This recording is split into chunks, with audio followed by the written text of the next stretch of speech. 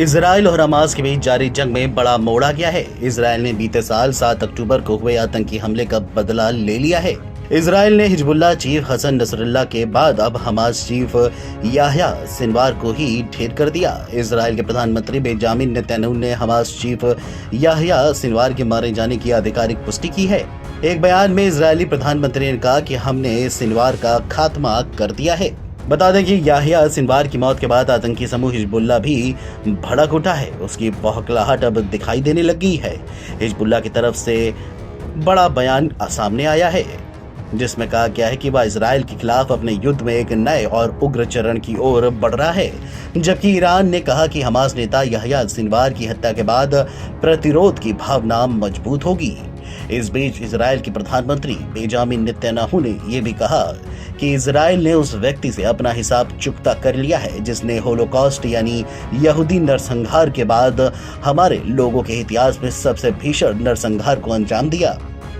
Netanyahu ने कहा कि हमास नेता सिनवार की हत्या गाजा में बंधक बनाए गए लोगों को वापस लाने के लिए युद्ध में एक महत्वपूर्ण क्षण है।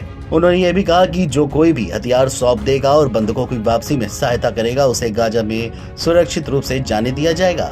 नेतन्याहू ने कहा, हमारा युद्ध अभी खत्म नहीं हुआ है। बता दें कि याह्या सिनवार पिछले साल इजराइल पर हमले का मुख्य साजिश करता था। सिनवार इजराइल हमास युद्ध की शुरुआत से ही वांटेड सूची में था।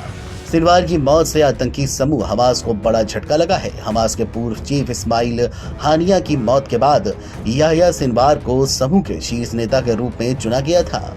इस्माइल हानिया जुलाई में ईरान में एक विस्फोट में मारा गया था। वहीं अमेरिका में भी सिनवार की हत्या से काफी खुशी का माहौल है। यही वजह है कि अमेरिकी राष्ट्रपति जो बाइडेन ने कल ही इजरायली प्रधानमंत्री से फोन पर बातचीत की और बधाई दी। इसके अलावा युद्ध को लेकर आगे की रणनीति पर विचार विमर्श भी किया गया।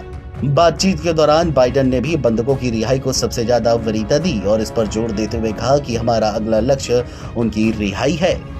बता दें कि पिछले साल 7 अक्टूबर को इजराइल में हुए हमले के पीछे याह्या सिनवार ही मोस्ट मास्टर माइंड था, जिसे मारने के लिए आईडीएफ सालों से इंतजार कर रही थी। आखिरकार वो तारीख आ गई, यानी कि 17 अक्टूबर। लगभग 1 साल से भी ज्यादा के समय के बाद ये लक्ष्य पूरा हुआ। नए झटके से हमास को काफी ज्यादा चोट पहुंची है, क्योंकि इजरायली सेना ने पहले ही हमास के चीफ इस्माइल हानिया को 31 जुलाई को मार गिराया था। इसके बाद उसके सहयोगी समूह हिजबुल्लाह चीफ हसन नसरुल्लाह को भी नस्ते नाबूद कर दिया था और सबसे ज्यादा मोस्ट वांटेड याह्या सिनवार को भी इजराइल ने मौत के घाट उतार दिया। Video desk NBT online.